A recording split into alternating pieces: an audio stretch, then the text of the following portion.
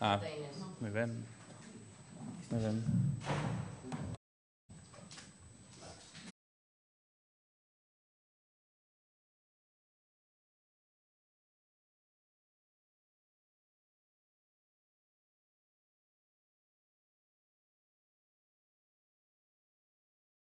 Reparo que era suspensivo onte era pola non entrada en vigor do novo orzamento, non? A semana que ven, e ese sí que a mellor pode coincidir no mesmo día co pleno do Estado do Concello, iba a decir da Nación. Estou moi cansado, que acabamos antes 11 da noite e levo das 8 da mañán. Si teño algún desliz, perdonádeme, por favor.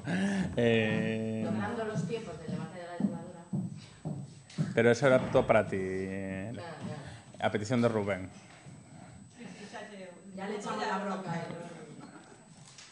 Que se sintió aludido por lo del libro gordo de Petete. Pero, non sei que iba a decir. Que seguramente o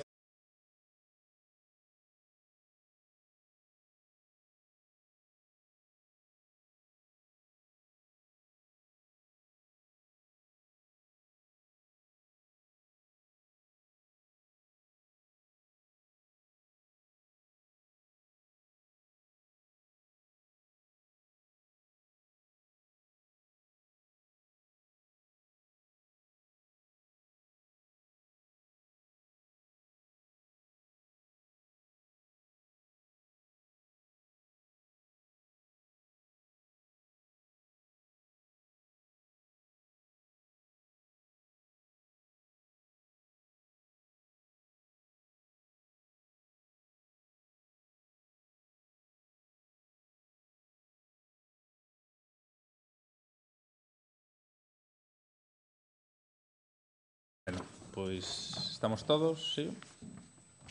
Pois nada, bo día a todas e a todos. Imos logo a comenzar ca rolda de prensa para dar conta dos acordos de hoxe en Xunta de Goberno e poñerme o voso dispor para calquera aclaración sobre os mesmos ou outro tipo de asuntos locais, nacionais e internacionais. Hai dentro da orde do día un primeiro punto que é unha proposta de alcaldía relativa ao nomeamento de representantes nunha comisión que se creou para o seguimento do proxecto Smart Tiago. Sabedes, ese proxecto onde hai captación importante de fondos europeos vehiculizado a través do Goberno Central. Entón, nomease unha comisión para representar o Concello constituída polo xefe de Servicio de Informática, directora da área de Réxime Interior e como secretario por parte da parte municipal a Xanduro. Hai tamén unha proposta de Xanduro de aprobación do que sería un cadro de prezos para o ano 2018 a aplicar nas obras da concesionaria Viacua. Lévase facendo estes últimos anos.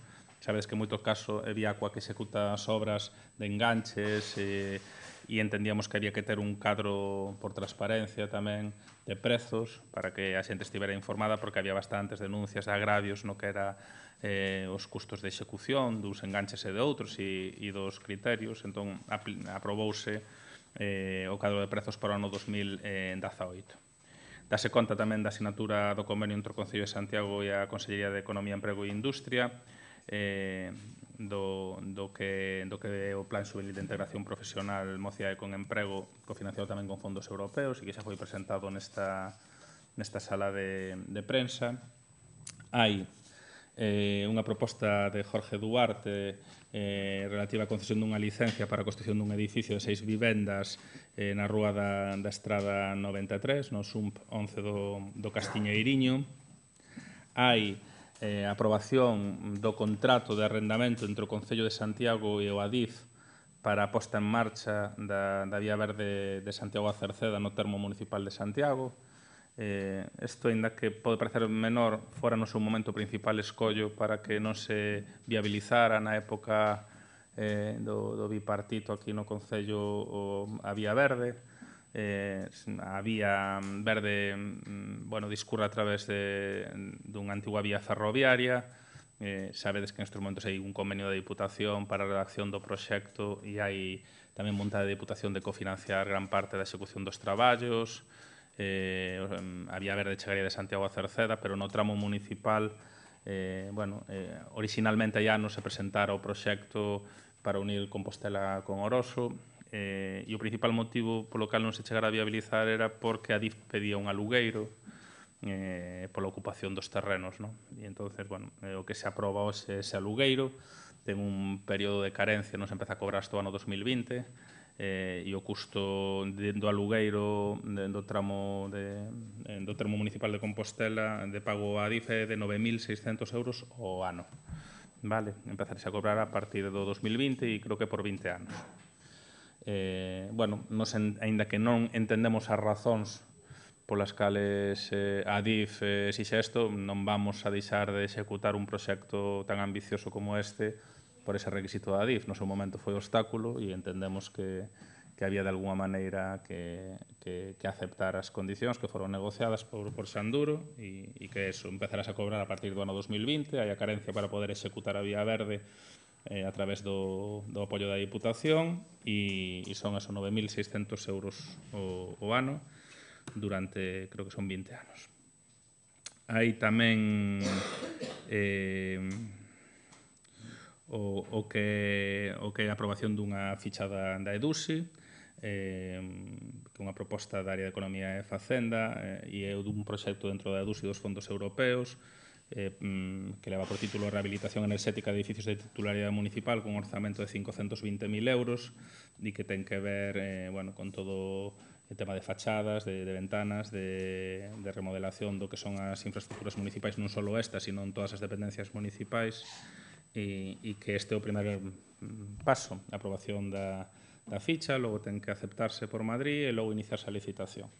Se non é na vindeira Xunta de Goberno, en breve traeremos o que sí que foi un desbloqueo xa despois de aprobar a primeira ficha que é de Castrondouro, que levaba tempo sin validarse e recibimos noticias onte, creo, de que está desbloqueado o tema para poder traer a Xunta de Goberno e empezar a iniciar Castrondouro a primeira fase. Logo temos tamén unha proposta de Jorge Duarte con un título que ninguén entende, pero que eu lo explico sinxelamente.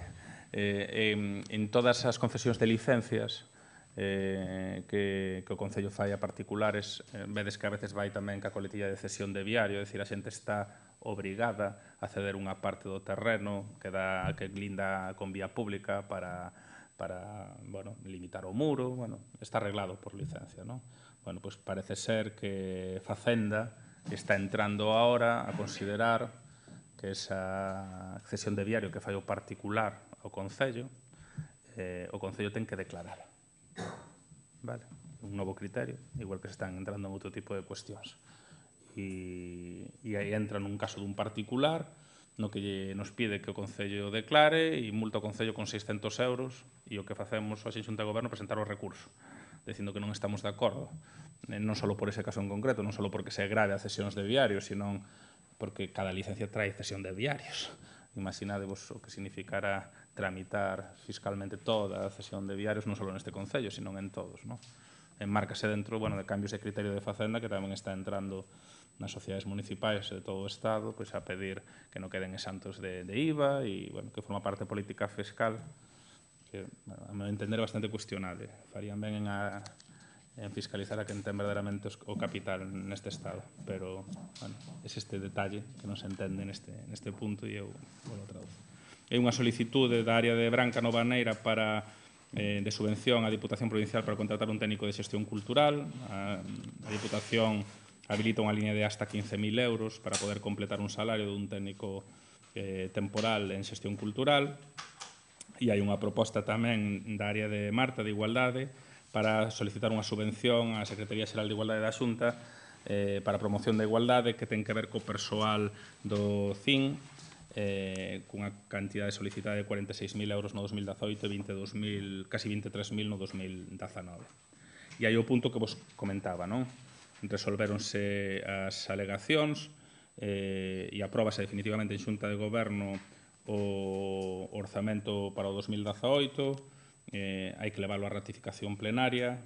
Parece ser que as únicas alegacións presentadas eran sindicais, eran da CIGA, enténdense tanto por intervención como pola directora de área que non están tasadas dentro das alegacións que haxa que votar, co cal se rexeitan as alegacións e se procederá, despois da convocatoria da Comisión de Facenda, a convocar un pleno que, en teoría, era o que antes vos comentaba, que si Podemos, ou está de acordo o resto da corporación, podía ser para o propio mércores antes do pleno do Estado do municipio, pero con unha duración que, en teoría, non debera estar sustanciado o debate. Debería ser únicamente unha cuestión de trámite, non? Vai tamén outro punto que ten que ver coa anulación de modificacións orzamentarias efectuadas no período en vigor do orzamento prorrogado. Nos hasta ahora estamos co orzamento prorrogado 2017, entón hai que anular esas modificacións orzamentarias por entrada do 2018, é tamén un trámite. E isto é todo o que aquí teño. Así que, algunha cuestión destas, que supoño que non, e se queredes algunha cuestión de outras cousas.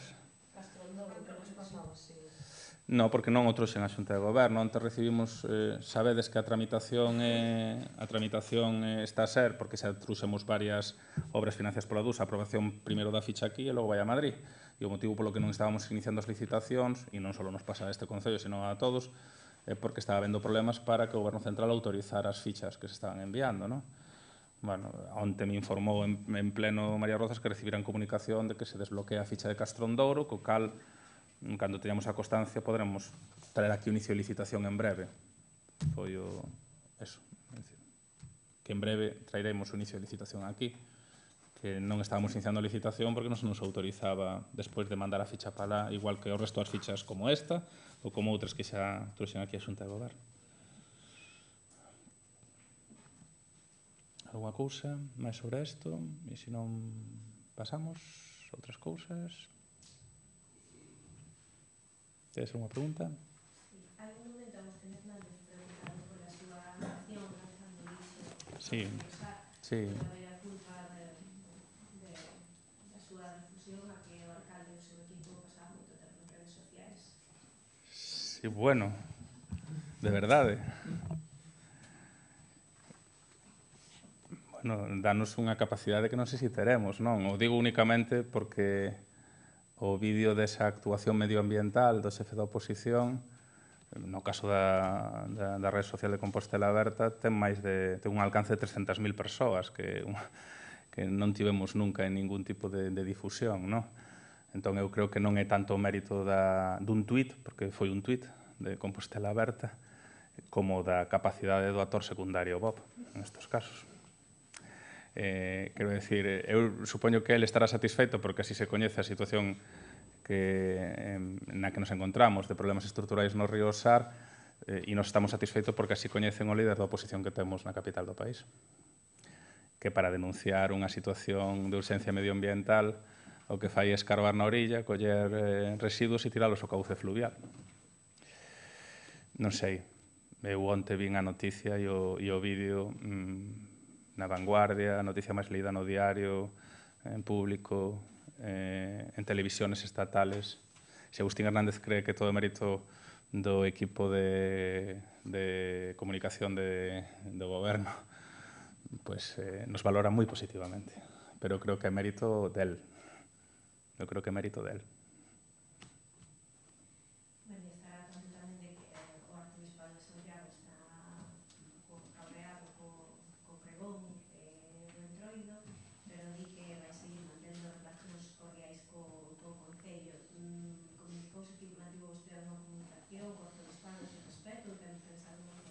A comunicación co Arzobispado e co Deán é fluida, mantense de maneira continua.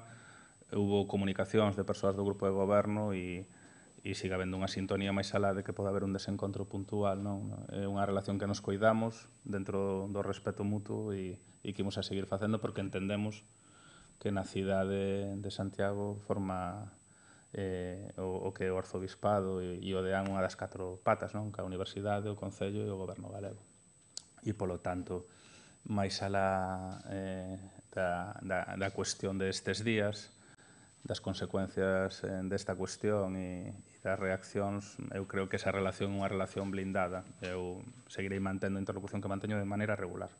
Hai unha interlocución regular co Deán e co Arzobispado que se cuida dende a alcaldía e que me consta que se cuida tamén dende a catedral. Por eso eles falan de que se vai manter a sintonía, porque existe sintonía.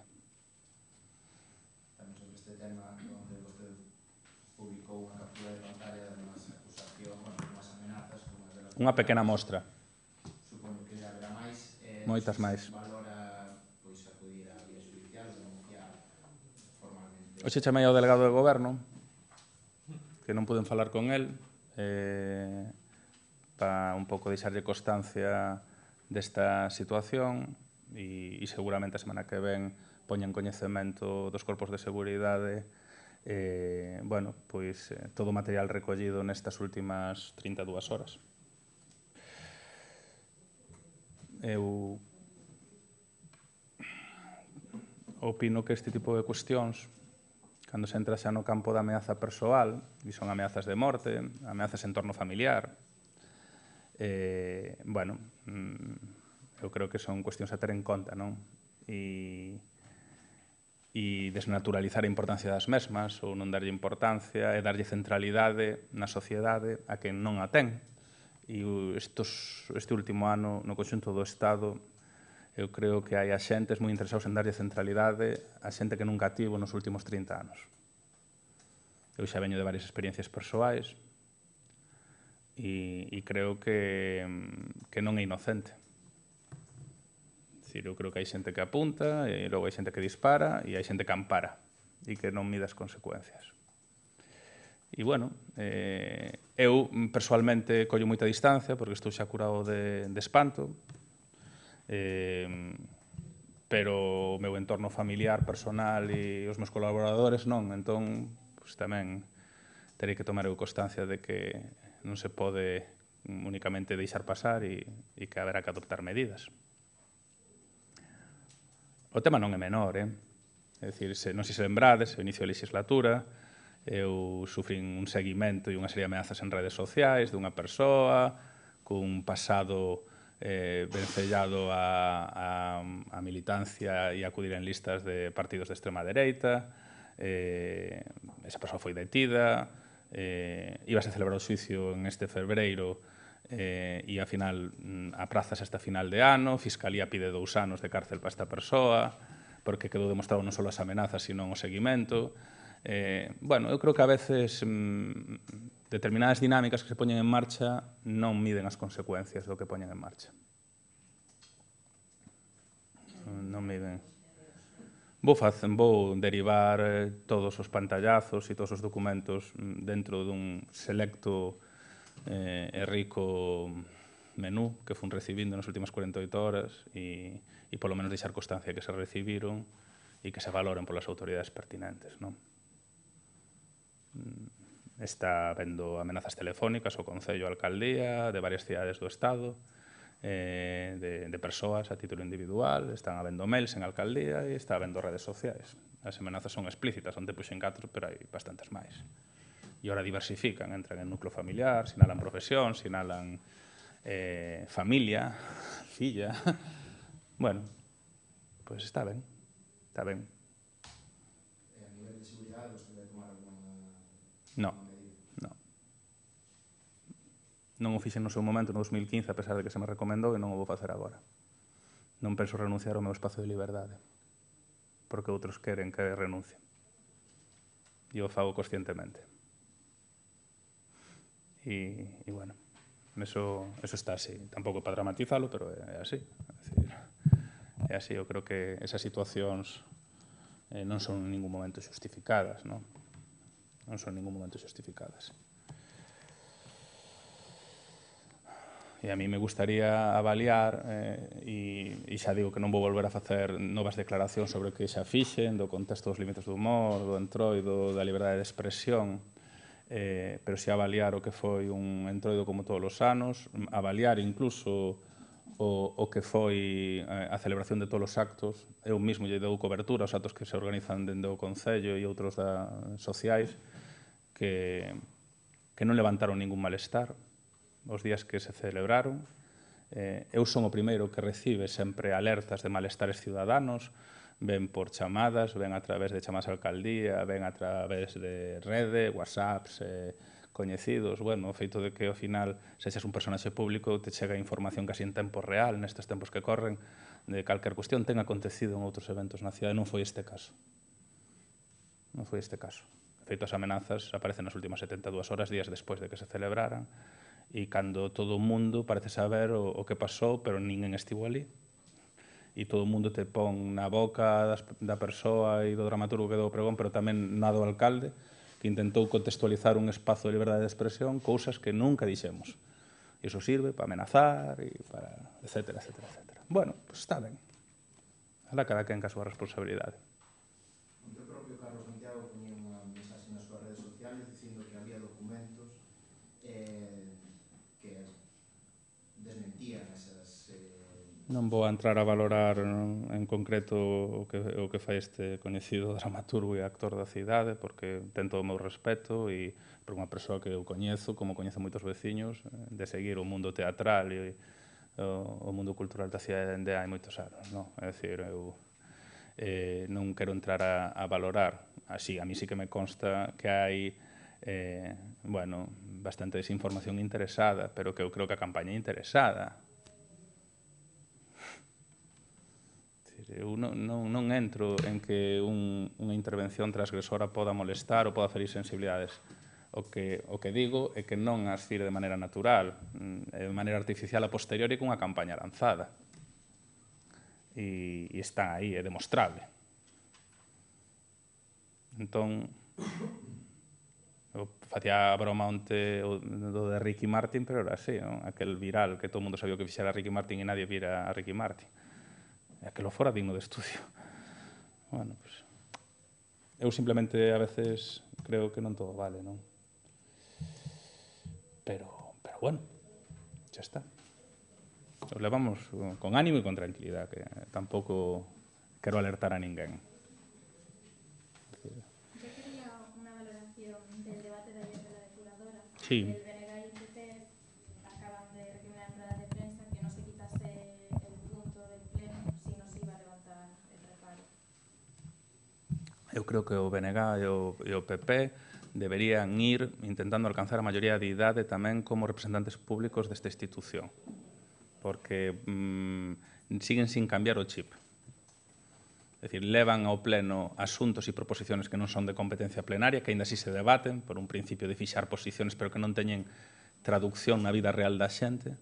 Por poñer un exemplo, plan de obras para este barrio, pero que non depende, a competencia non é plenaria, en todo caso a través dos orzamentos ou a través de xunta de goberno, pero levan e debátese e sirve para fixar posición, pero eso non é competencia plenaria. E as cousas que son de competencia plenaria e que son temas complexos, fan deixación de funcións. Eu xa decía onte no pleno. É dicir, o grupo de goberno ten fixado posición por escrito diante das outras administracións, eu persoalmente, e ten fixado posición pública respecto a este debate. Pero non depende. Usted ten que gobernar, sí, pero a decisión final é competencia plenaria. Eu non teño maioría absoluta. Se eu tivera maioría absoluta no pleno, o que estou dicindo sería unha redundancia. Que máis da quen teña competencia se a túa decisión vai a ir ao pleno. Pero non é o caso. Levante usted o reparo suspensivo da interventora. Levante usted, que é igual membro que eu desta corporación. Eu non o vou a levantar, nunca tive un en 10 anos de representante público. Polo tanto, o que intento resumir é que eu creo que aquí todo o mundo ten que anotar a súa responsabilidade e non ser tan desmemoriado, non?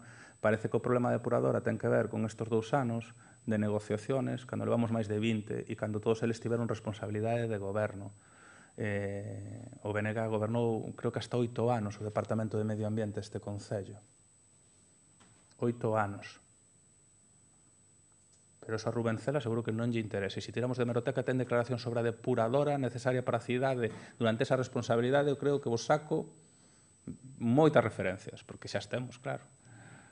Pero que máis nos dá seguir mirando no pasado? E o PSOE tamén tivo responsabilidade, e o Partido Popular, e Agustín non só tivo responsabilidade como alcalde aquí, senón tamén como conselleiro que amparou o cambio de ubicación con Conde Roa contra os criterios técnicos, pero tampouco se acorda.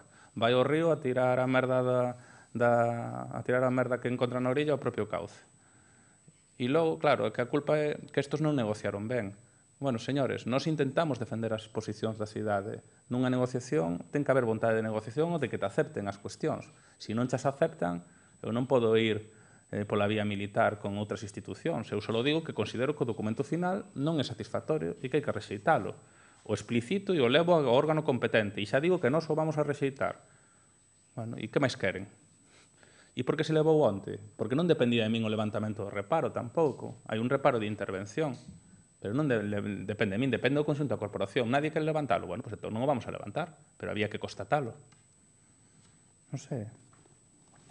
Sí, que ao mellor pode ser difícil de entender, pero eu creo que o que eles nos achacan a nós tamén pecan diso, porque tampouco exercen, non? Como membros da corporación.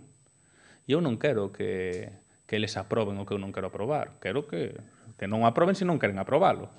E que aproben se o queren aprobar. Non sei, non creo que tan...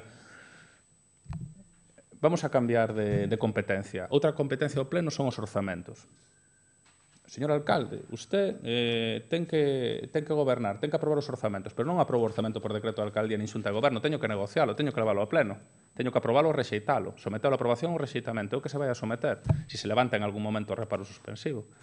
Aprobación ou rexeitamento. E nós xa nos posicionamos, e eles que fan o mesmo, e a partir de aí o falaremos. Pero vamos por partes, como Jaco Destripador.